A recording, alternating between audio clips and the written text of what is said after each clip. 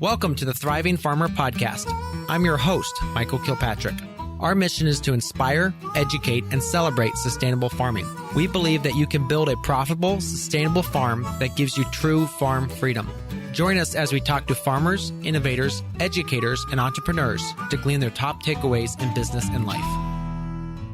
Hey, Thriving Farmers, Michael Kilpatrick here. Today's guest is Dan Miller, who is the founder and CEO of Steward, the world's first crowd farming platform, which you've got TM'd, I see.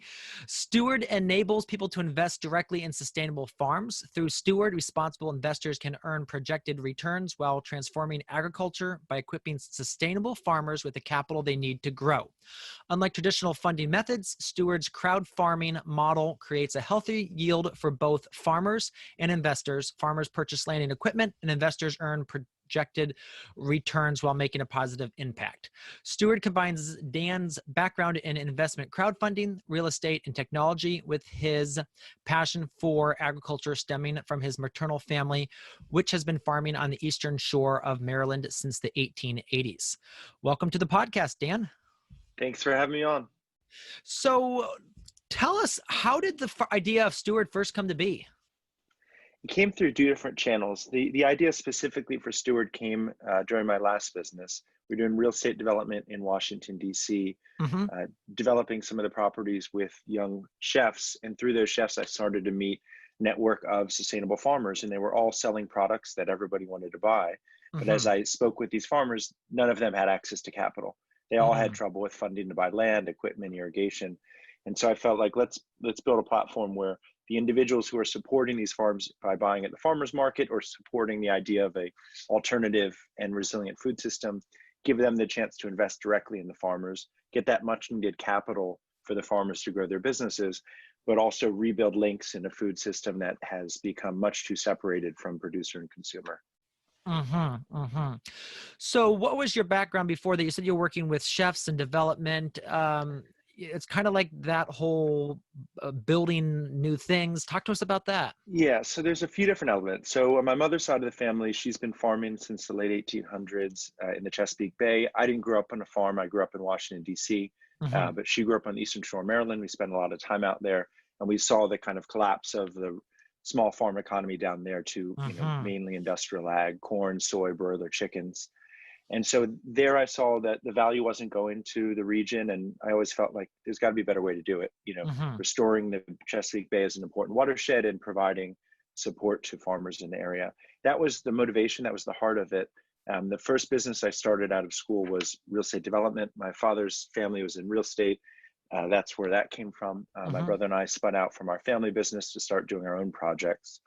And we were in neighborhoods that were less well known and developing historic buildings and leasing them to local chefs and really doing creative projects that were unique to that community. And instead of raising capital from traditional real estate investment firms, we wanted to raise money from local investors, from people who live nearby and would know the building and would want to be part of the project. So we built a platform called Fundrise that was the first real estate crowdfunding platform in the US. This was in 2012, we launched it. Originally to raise capital for our own properties, and soon realized there was such demand from other real estate firms around the country to raise capital online. So that spun out as an independent business, has since had over 100,000 investors on the platform, over $1 billion raised, all online, all retail investors, a few $1,000s average investment. So that's where I learned the regulatory, securities, legal framework of how to build these platforms to raise investment online. But the Steward idea had been sitting on me from that beginning era of working with real estate. And so a lot of those buildings, as I mentioned, we were leasing them to chefs who were sourcing directly from farmers. Then I started to meet the farmers, and then I kind of connected the dots of this framework of allowing and broadening the pool of investors. Let's apply this to this sector. And as I went down that path, I quickly realized that if you're not farming, if you're conventional, ag is where most funding is in agriculture. So if you're not doing large commodity production, you're left out. And so anybody doing diversified, smaller scale agriculture doesn't have the resources they need. And without those resources, they struggle to scale up production and earn enough to pay a wage. I mean, many of the farmers we support have multiple off-farm jobs and no insurance. I mean, they're making it work, but it's tough. Absolutely. So talk to us about the platform. How does a farmer apply for a loan? So they come to the website, they apply directly through the website. They Hmm. create their account, they create a profile that describes their background in the farm, and then they submit for funding. There's two paths that they can go with for funding. They can either submit for committed capital, like a loan application where we underwrite, we assess the project, we can arrange funding either from our own balance sheet or Hmm. from other funding sources through FSA and other programs. Or they can use our software tool to raise capital from their own network, where we're not Ah. taking a percent of the transaction, we're just providing our software for them to do that. And that's become very popular for farms to access working capital and to tap their own network, because the reality is these farms have customers that love them. They have Hmm. people that Hmm. are connected to their business. They just haven't had an efficient way to raise capital from them. And so the goal with Steward is to accelerate the growth of regenerative agriculture and provide tools and resources to the farmers. So we view them, we're almost their one-stop shop for funding. Hmm. They come to us, we help them think through their business. We have farmers on our team who help them think about where the right investment should be. Then we put a package together of what's out there, what's available funding, even looking at grants too, and then Hmm. we move forward to help them. So it's very holistic. As you know farmers well, Hmm. they didn't get into it to think about financing, and they're not very interested in doing that Yeah. work. So the more that we can take that away from them and they can focus on farming, the better for everybody. Yeah. I mean, we keep telling our farmers, one of the big principles is know what you're good at and focus on that and outsource the rest. And so this is basically an outsourcing of getting capital for their business. Yes, that's how it's designed, and we've broadened our services Hmm. recently too to help with e-commerce for direct-to-consumer sales, which since COVID have really Hmm. exploded. Hmm. Also accounting support. So the goal for Stewards to be that central platform to provide these services to the farms so that they can focus on farming and run lean operations. They don't have divisions doing this work. They just Hmm. kind of, for bookkeeping, I've never actually seen a farmer have it perfect. So it's just the reality. Yes. Yeah. Well, I don't know. Yeah. Any business I've run, it's never been perfect because I'm just not good at that sort of stuff. Um, so let's talk too about, let's say when you have these farmers come on, it sounds like you're kind of holding their hand through this. Do you also provide like educational resources, or do you constantly checking up on them and seeing how they're going along the journey? Or after they're funded, you kind of step back? It's high touch in that regard. So we have a team. They're called the Farm Stewards, led Mm-hmm. by Aaron Newton, who runs that team. He's based in Concord, North Carolina. He's founded and run a farming incubator for over 10 years. So his career has been farming himself and supporting Mm-hmm. beginning farmers. So he's connected to the farmer during the application process. He speaks with them, helps them think about their business, connects them to local resources. So first off, we try to get whether it's technical assistance or them connected to somebody in their region who has experience with sustainable ag. We try to get that connection to help them long term, think through their business. Mm-hmm. And then funding is, we view it as an ongoing engagement. Like it's not like you just get funding once and you're done. It's more of, Mm-hmm. okay, I needed funding for hoop house. That worked Mm-hmm. out well. Now I need some for some logistics or value added processing or labor. So it's an ongoing thing. We're always in touch with the business, doing Mm-hmm. site visits once or twice a year, phone call checkups. And oftentimes the farms just reach out to us for things, hey, I need help with payroll. Is that something you can take on? In this farm services platform where we're providing the support infrastructure and the technology tools, that began from that request where we had made loans to these Mm. farmers and they started to ask us if we could help with these things. And we realized we can help more effectively than them doing it themselves. And even more importantly than that, every request they have is also needed by other farmers. So Mm-hmm. each system that's built then is spread across the network. They all think they have unique challenges, but at the end of the day, they're often facing the same challenges Yeah. across farms.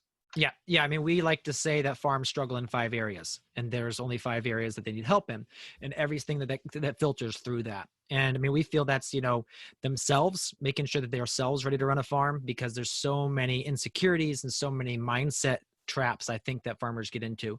Second is the business plan part of it. Third is the production systems and the production aspect. Fourth is the systems and the teams. And then fifth is marketing. So that's kind of the 5 areas that we like to group their challenges in, that we feel then allows us to like systematize, as you said, the same problems are faced by all these farmers. Yeah, and I think those are the important elements, and kind of touching upon how Steward works with those elements. We're generally working with farmers that are at least a few years in. They've Mm-hmm. already established their business, established markets, and we're helping them accelerate their growth. Our view is generally in the first year or two of learning how to farm, Mm-hmm. it's better not to take on outside debt, and you can just kind of work at Mm-hmm. someone else's farm or cobble it together. But we like to have conversations with any farm at any point.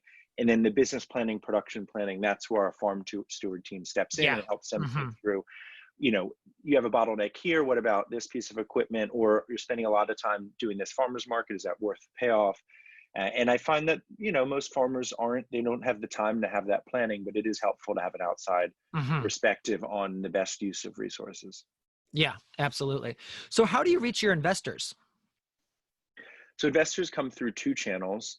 They either come through direct marketing of the platform. Mm-hmm. That could be Google search is pretty common. Someone searching about investing in sustainable agriculture. They come through press often, Mm-hmm. and through articles where they're focused on the subject and they see it, and then also through referrals.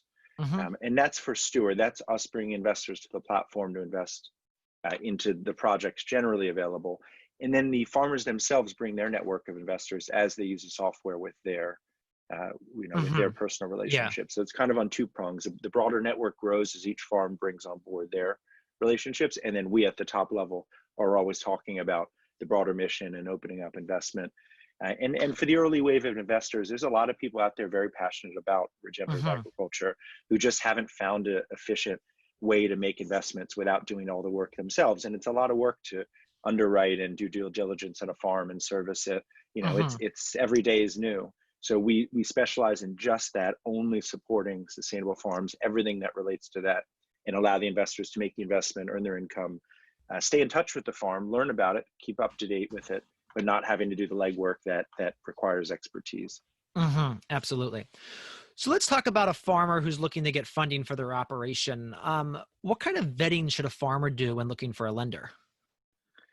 So I think you should always go as far and wide as possible for lenders, but Mm-hmm. for sustainable farmers, there are not many paths. So I would say Mm-hmm. they run into dead ends very quickly.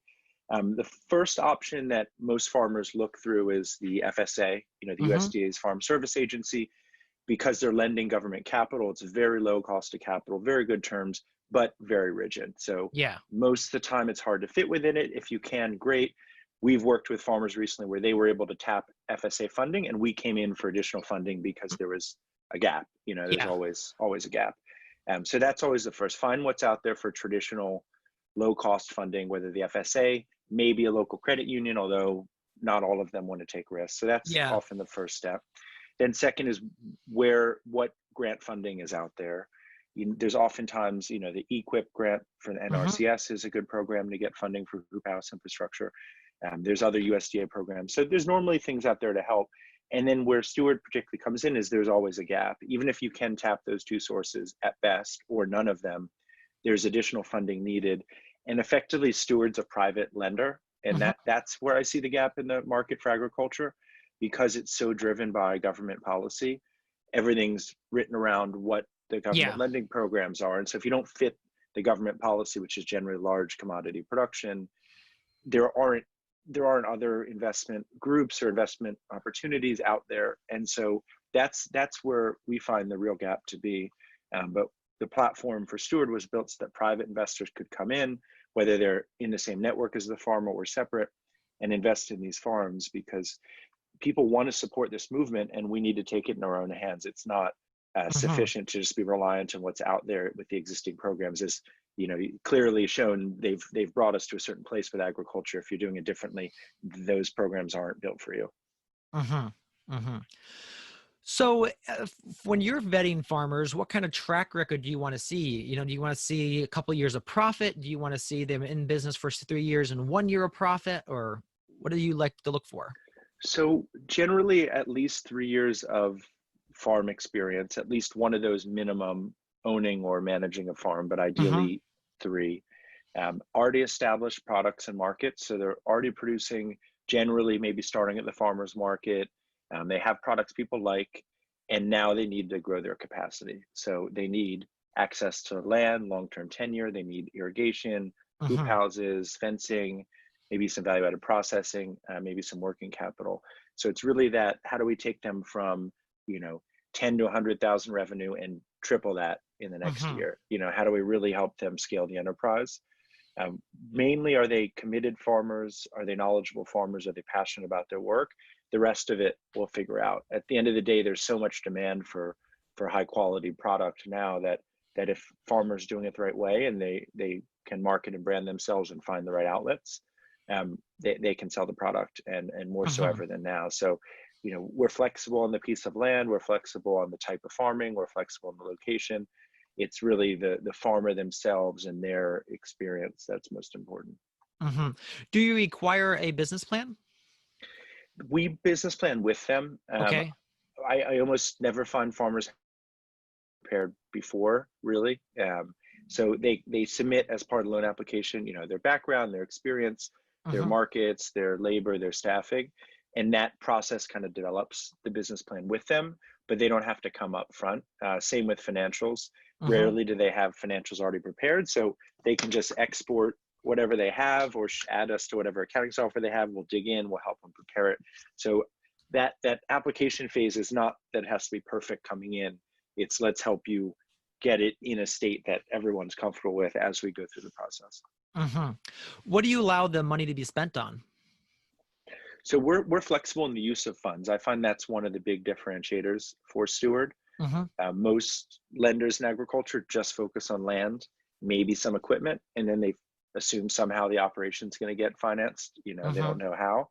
So most of the loans we're making are mortgage loans secured by land, but the use doesn't have to just be for land. So land, equipment, labor, working capital, all of that combined. It's like, what does it take for the Mm-hmm. business to run overall?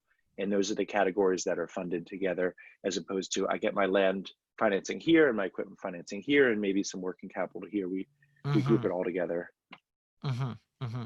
And then how long is the term of the loan normally? Our traditional loan, that's a kind of mortgage loan for a farmer who's maybe leasing land to buy land and get their business humming, is a 5-year loan. Okay. It's structured somewhat like a construction loan. So we normally accrue interest for the first year and then phase in current interest payments over time to give the business a chance to reinvest and really focus on driving revenue those first few years. And then a few years down the road, we'll refinance them into longer term funding. Okay. We're doing that now with the first sets of farmers that we funded 2.5 years ago. And that's, we will help them find the best sorts, but often a credit union or somebody, that's local and can do a 30-year mortgage. So we try to get the farmer into the position where they have the years of cash flow and operating statements and all the kind of paperwork Aha. that traditional lenders provide, because it's Yes, the risk money that is really the challenge. exactly. Oh, that makes a lot of sense. Yeah, because after you have that multiple years of track record, then most most conventional loans will actually kick in. Yes, they want multiple years of track record, but they won't provide funding to make that track record. Yeah. So it's a bit Yes. of a catch-22. Yes. Let's talk about the farms that you work with. If there was like a magic reset button, what systems would you like to see those farmers put into place sooner than later in their journey? The one that I would say has been underinvested by many farms is e-commerce and Mm-hmm. direct-to-consumer sales. So I think a lot of people get overwhelmed with setting up a website. It's hard for any business, let alone a Yeah. farmer who's busy.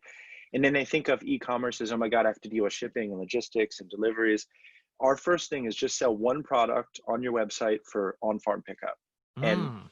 farmers do that, and then all of a sudden they have tons of sales that they can pre-pack and they don't even have to bring it anywhere. Yeah. So it's finding, what's the good margin sale? Direct to consumer is always the best margin, and how do you do it without the extra effort? And then if you want, you can do local drop-offs or deliveries or shipping, but Mm-hmm. it's just start simple. And before COVID, a lot of the farms understood and, okay, that's important, but they were busy. Since COVID, every farm comes to us and now says, I need a bit more Yeah. efficient system for direct to consumer. Fisheye Farms, which is an urban farm in Yep. Detroit, one of the first we funded, they're a great example of that. They were local farmers markets, some restaurants, kind of a farm stand that people would stop by here and there. We moved them to an e-commerce platform that we set up, and now it's all direct to consumer, pre-ordered online, picked up at the farm.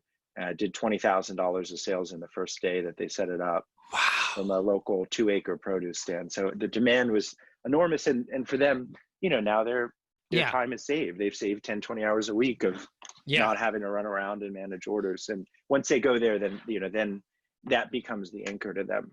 And that was a website we set up for them in 2 weeks and Yeah. 10 hours of time. And so the return on investment is huge. So Yeah. I think e-commerce is where I've seen, what I think is the biggest fundamental shift for the business that oftentimes is not invested in. Yeah, I know one of my friends in Tennessee did $70,000 in the last 6 weeks through an It's online amazing. store. And then another one started aggregating and they did $500,000 in April. Wow. So yeah, it's the online I think it's such a key aspect, and I'm glad you brought that up. With that, I'd like to stop here and take a quick break. In a minute, we'll be back with Dan Miller from Steward.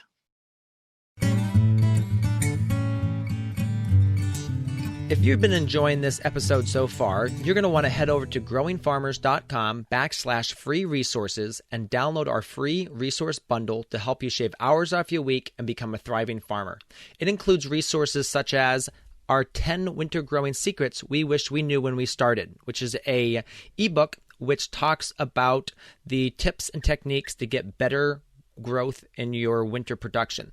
We teach things like the simple but counterintuitive principle that trips up most beginning growers, the shape and size of tunnels that are best for winter production, how to prepare beds so they are weed-free and get beautiful, lush stands of crops, what to do about pests like aphids, voles, and slugs, how to fast-track your research to fine-tune your production for your microclimate, and how to pack in more crops for higher yields and profits. So head over to growingfarmers.com/free resources and download your free resource bundle today. So we are back with Dan Miller from Steward. Dan, talk to us about your team, because obviously this is a newer company and you have built a great team in that. What strategies have you implemented to bring the right kind of team members on? So I began working on Steward 4.5 years ago. So, Okay. Every year we've been adding more people and building more capacity at the team. It's a broad team. We touch upon a lot of elements. We have the farming and agriculture element. We have the technology element. We have a lot of legal and regulatory work related to financing. We have marketing. So we have a lot of these different pieces that come together. Technology is a core part of our system. So we have a lead engineer who builds the technology. He's been with us for 2 years. The core system of tweaks and improvements that are made every day, normally based upon user feedback.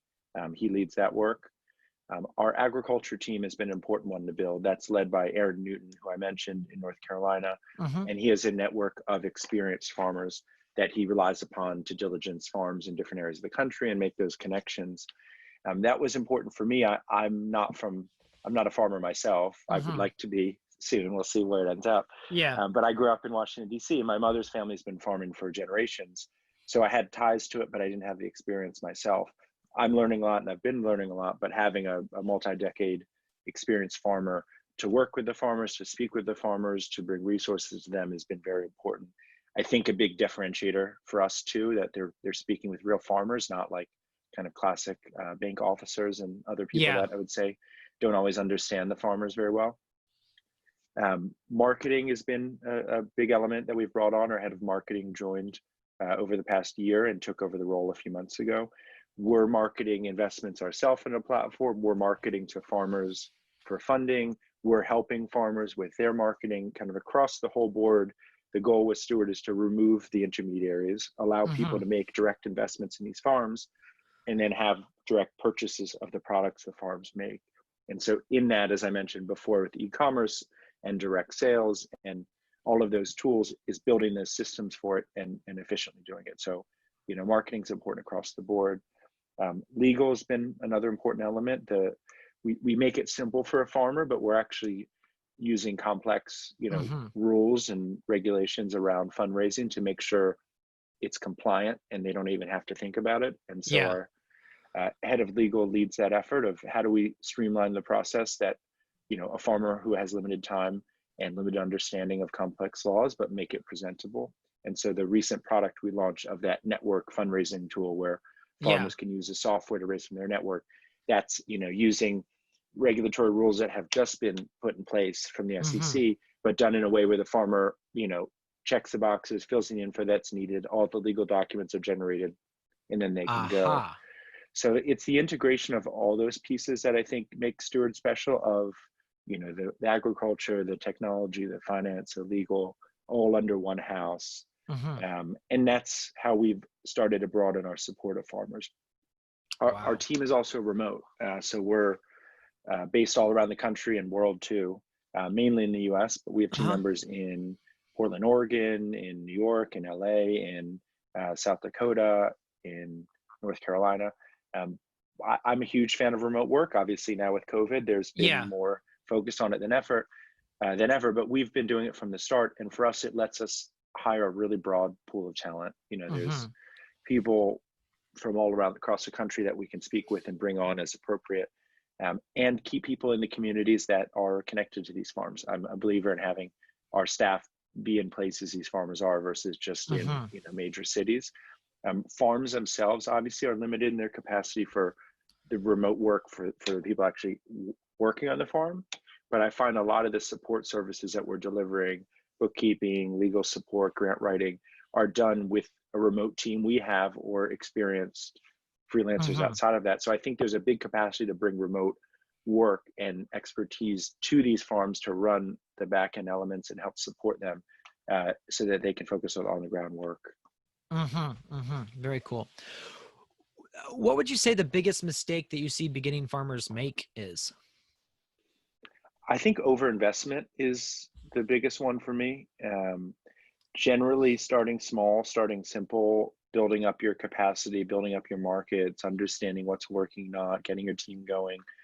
Once you have everything humming, scaling up is definitely important. But I think oftentimes I see farms try to take on too much land up front, try to plant too much up front, try to set up too much infrastructure in the beginning. So I always think those first few years, figure out what is appropriate for the land, figure out what the market wants in terms of your product.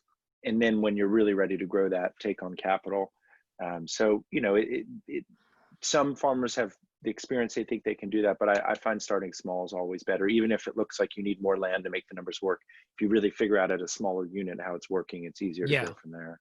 Well, I mean, you can pack so much in on an acre, and I think that's half the thing is people just don't realize that you can do $10,000, $50,000, even $100,000 an acre. Actually, I have farmers doing over $200,000 an acre if you have the right tools and techniques and systems in place. Yep, and that's what we've seen. Don't buy a really expensive greenhouse system. Just get a hoop house. It's just do the simple, small investment.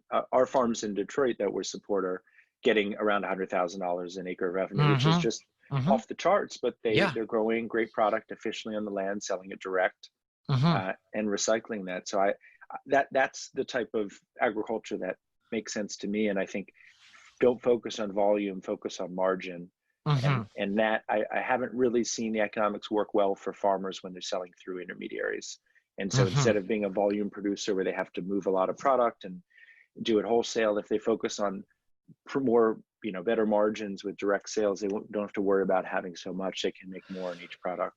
Yeah. Well, especially during this whole COVID is that you saw some of these farmers that only sold to restaurants and chefs just completely lose that. And so they had to pivot incredibly rapidly back to retail. Yep. We're seeing that a lot. We have a lot of new applicants coming in that had that issue. They need some working capital to float the difference and then retool their new sales channel. And that's another thing we advise. Never have more than a third of your revenue from one customer and one revenue stream. And I think a lot of customers, they get used to one buyer taking most of it, but anything can happen to anybody.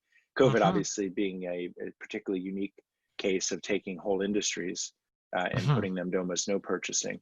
But it's what we've come back with direct to consumer to build a resilient food system.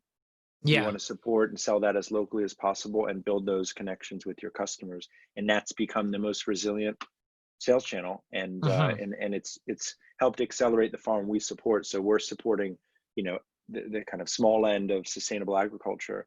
And that's where the most opportunity is right now, whereas conventional ag is definitely struggling. And then a lot of the large organic producers similarly, because they're reliant on supply chains and maybe immigrant labor and so many other variables in their business, where the smaller scale diversified sustainable farm is reliant on very few other than the sun and customers showing up.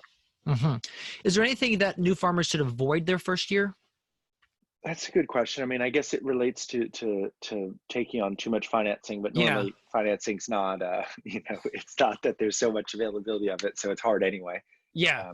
Often using credit cards, is how they get started. Ah, yeah. So, I would generally say is, not a lot of people, but we definitely see people come in and try to start a farm from scratch without farm background. I always definitely think they should work on a farm for a few years prior, even if maybe that slows down their pace. So it depends on people's background, but Yeah. we do see that often where it's just easier to get started elsewhere and really learn, and then start your own operation when you feel comfortable. Yeah. Learn on someone else's dime. Yeah. Yeah. All right. So a couple questions here to wrap this up. Do you believe that now is the best time to be starting a farm? Absolutely. I see more opportunity than ever. It's showing up in the numbers that we finally have an increase in the number of small farms in the US. I think it's Mm-hmm. been going down since 1935, since we industrialized ag. So it's shifting to individuals, and there's more demand than ever for sustainable farm products. So I find if farmers are going into it and they're focusing on taking care of the land and growing really high quality products and selling those direct to end users, there's great opportunity for them. Mm-hmm. And there's more ways to market yourself as an operation and get visibility and run efficiently. So I'm at the end of the market where I'm seeing more opportunity than ever. I know the headlines are often that ag is Yeah. struggling and farms are Mm-hmm. closing down and there's an oversupply, but that's generally in the commodity world. And the second you step out of that and you go to focusing on local production of local products and small, limited overhead and direct sales, I think there's more opportunity than ever. And the farmers that we work with, they're committed to the land, they're committed to their work. This is the work they're Mm-hmm. going to do. So it's a calling, it's an obsession. You may as well get them the right resources to do it well. They're out there regardless. And the last point to that, about half the farms we support are not from farm backgrounds, Mm. which is definitely unique in history to have Yeah. non-farmers going into farming. But we've displaced so much of so many farmers in the country. I think the stats in 1890s, about half of the population in the US was in agriculture. Now it's Wow. Yeah. 2%. So, millions, tens of millions of people that used to be in ag that aren't in it, and that's going to have to shift back. So you're going to need non-farmers to also Mm-hmm. step in to help make up the difference. Mm-hmm. Mm-hmm. One final question. What do you recommend for those first couple years when they're starting out for getting some funding? I know you said you don't usually work with them because they're still figuring out those initial steps. So yeah, there's two ways. So traditionally, we wanted to make loans to farmers who at least have a few years experience, Yeah. but we've recently rolled out that network fundraising tool that's been Ah. used in that Yep. case often, so they can tap their kind of friends and family network, their personal relationships to get the 5, 10, Mm-hmm. $20,000 to get started. So our goal at Steward is to accelerate regenerative agriculture. That means bringing more farms into it. That means anyone who applies, we review, we support. We'll try to provide resources to them directly or indirectly. Mm-hmm. But I would definitely say, keep it small, keep it simple. But instead of using credit cards, they can use our tool Mm-hmm. from their network. I would also say to reach out to farming incubators. We often make those connections. The head of our Mm-hmm. farm steward team uh, ran a farming incubator for a decade. And often there's a nice middle ground of starting your own operation on land that's either subsidized or that has graduated payments as they train and educate you, but you still have your own brand. You're starting to build your own customer base, and then when you jump to your own property, you have that infrastructure in place. So for me, it's all about validating that Mm-hmm. you care about growing, that you have products people want, and from there it can scale. But I would welcome definitely anybody who is interested in farming and thinking about going that path to still come to our website, and we'll get them in the right place. Mm-hmm. Mm-hmm. Where can people find out more about you and your work? If they go to gosteward.com, GOSTEWARD.com, they can apply as a farm, they can ask us questions, they can look at investments, anything related to that work, we will be there and available. Mm-hmm. Very cool. Well, Dan, thank you so much for your time today. Really appreciate it, and love the work that you're doing, because as I was farming, that was one of the things that I struggled with, was getting those after those first couple of years of just taking the farm to the next level. And this would have been an incredible resource if it had been available at that time. So, thanks again for what you're doing, and thanks for being on the podcast. Thank you. Hey, farmers. So next week on the Thriving Farmer podcast, we will be joined by Carrie Klebanowski. And Carrie is from the Looney Farm outside, about 45 minutes outside of Oklahoma City metro area. And they farm on about a half acre of high-intensity mixed vegetables. So we talk everything from building a team. Carrie's got actually kind of a large team for the size of her farm, and she loves it. So we talk about the reasons and how she has that set up. She talks about equipment, getting set up as let's say this is her second career. So talking about joining, let's say in the middle of life, joining starting a farm property and a farm business. So all sorts of great takeaways. Can't wait to share that with you next week. So there you have it, another episode in the books. So I'd love if you would hop on over to iTunes and leave us a rating and a review. Those mean everything to us. We love to hear what you're thinking. If you have a podcast guest that you can recommend, please pop on over to the Thriving Farmer podcast website and leave us a review. That's thrivingfarmerpodcast.com.